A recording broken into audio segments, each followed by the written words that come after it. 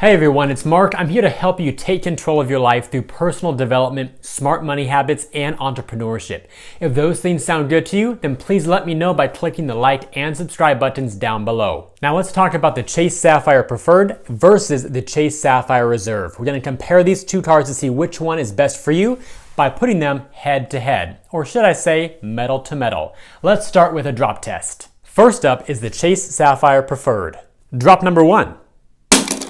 Drop number 2 up close.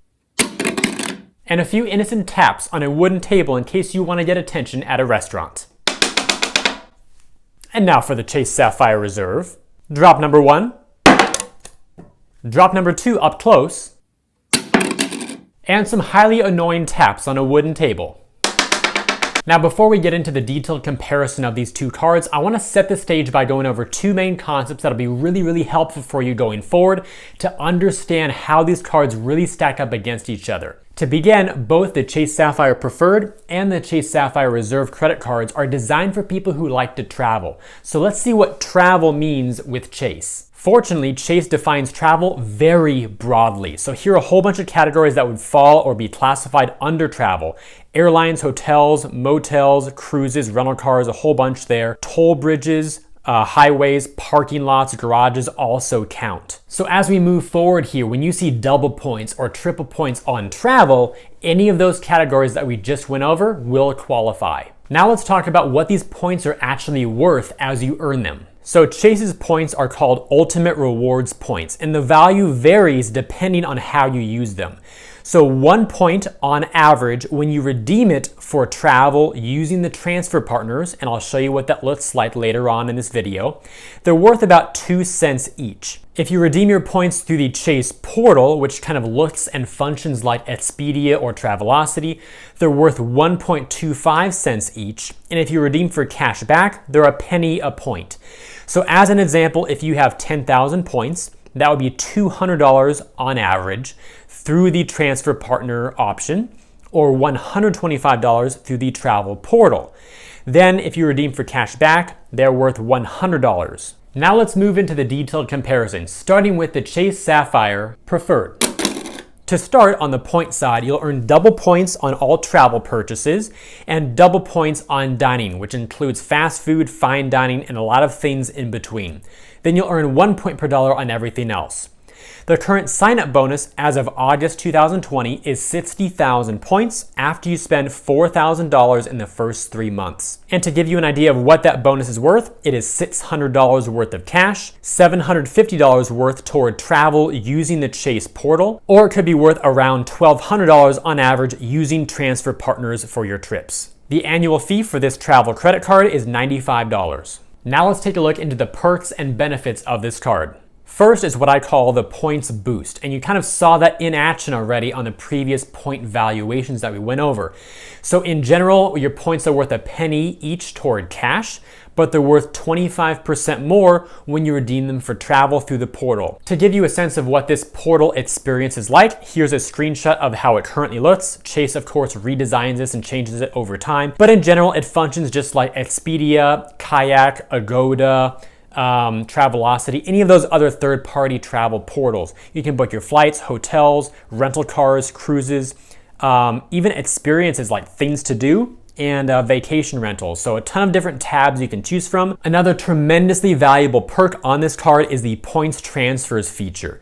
We can transfer your points one-to-one to other travel partner programs. Now here's a list of the current programs that you can transfer your points to, a bunch of airlines and hotels. Now as a pro tip, when you're transferring your points to partners, make sure you already have a program with the partner open and active. So for example, if you want to transfer to Marriott, have a Marriott loyalty account already open. That way you can connect the two together and transfer points.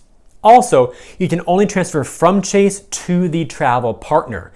In other words, once you have your Marriott points, as an example, you cannot transfer them back into Chase. It's a one-way out type of model. Now for some of the other valuable perks you get with this card. You get Dash Pass for a year, which is a program through DoorDash, giving you unlimited deliveries with a $0 delivery fee and reduced service fees on orders over $12. You'll also earn 5 points per dollar on Lyft rides through at least March 2022, unless they decide to end or extend that program. When it comes to customer service, it is awesome. When you call the number on the back of your card, you get direct access to a rep.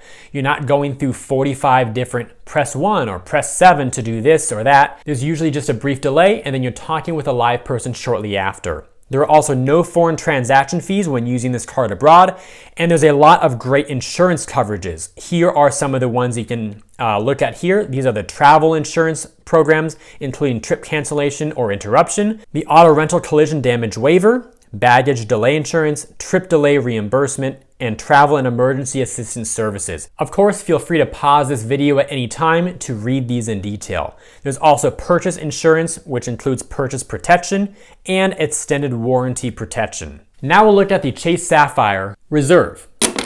I think it was trying to send a message there.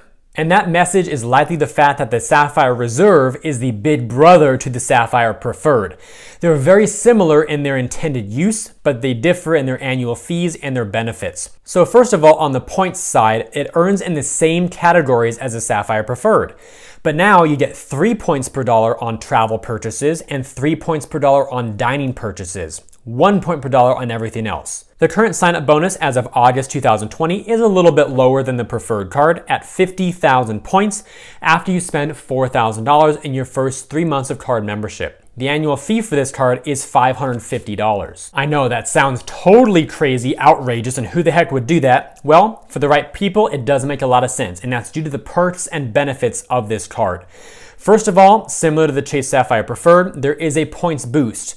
But rather than points being worth 25% more toward travel on the portal, they're now worth 50% more. You get access to the points transfers, the same list as on the Chase Sapphire Preferred. There are still one-to-one to all those airlines and hotels. But here's where the additional benefits make a huge difference in helping to justify that high annual fee.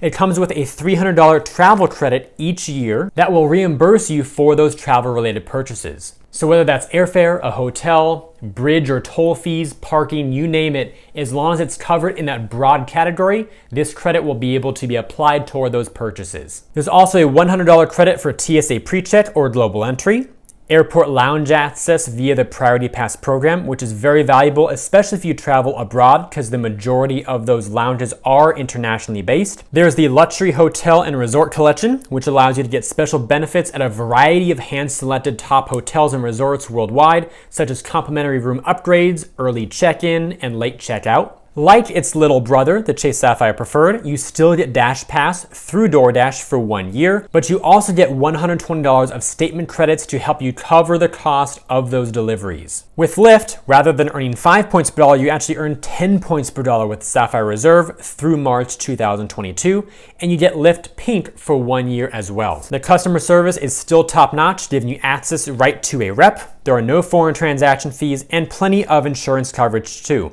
I'll put the travel insurance policies here on the screen for the 5 major categories. You can pause this video to read them in detail if you like, followed by the purchase insurance as well. In case you're already asking yourself, which of these cards should I get and keep long term, let me help you out a little bit. Just pay very close attention here because the next slide and the one after that will give you some incredibly helpful information to make the right decision for you. First of all, I recommend getting the Sapphire Preferred card if you want a low-fee travel card and do not use airport lounges, DoorDash, or Lyft very often. You should get the Sapphire Reserve credit card if you will spend $300 or more in travel this year, and if you do plan on using airport lounges, DoorDash, and Lyft often. I mentioned that first bullet point because that $300 travel credit with the Chase Sapphire Reserve does not roll over year to year. So if you take, 2 or 3 years off of travel, you will not have $600 or $900 of credits added up. So if you're on a little bit of a break right now from travel and don't see it in the immediate future, you may want to hold off on the Reserve or at least get the Preferred for now, because otherwise you'll be spending $550 for this card and $300 of that will not be able to come back to you. Now for that super important information that you must be aware of before you submit your application. First of all, they are both Visa cards, so they will be widely accepted whether you're using them domestically or internationally.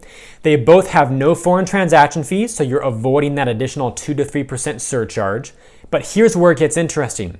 Both cards are subject to the Sapphire family rule, as I call it, meaning you cannot have both of these cards at the same time. They're also both subject to the 148 rule. What that means is you can only get one Sapphire-related sign-up bonus every 48 months or 4 years. Here's how Chase states it. This product is not available to either current card members of any Sapphire credit card, that's the Sapphire family rule, or previous card members of any Sapphire credit card who received a new card member bonus within the last 48 months. Both of these cards are also subject to Chase's 524 rule, which simply means if you've opened up 5 or more credit cards with any bank that appear on your credit report, Chase will not approve you for either these cards or any of their card products. So make sure that you've opened 4 or fewer credit cards that appear on your credit report in the last 2 years before you submit your application for either the Chase Sapphire Preferred or the Chase Sapphire Reserve. So if you already have the Chase Sapphire Reserve and you're not able to justify the high annual fee at this time, you can call Chase and downgrade to the Sapphire Preferred, or even down to the Chase Sapphire card. And yes, there is a Chase Sapphire card with no annual fee. Yes, the Chase Sapphire card does exist with no annual fee. It is a plastic card, by the way, so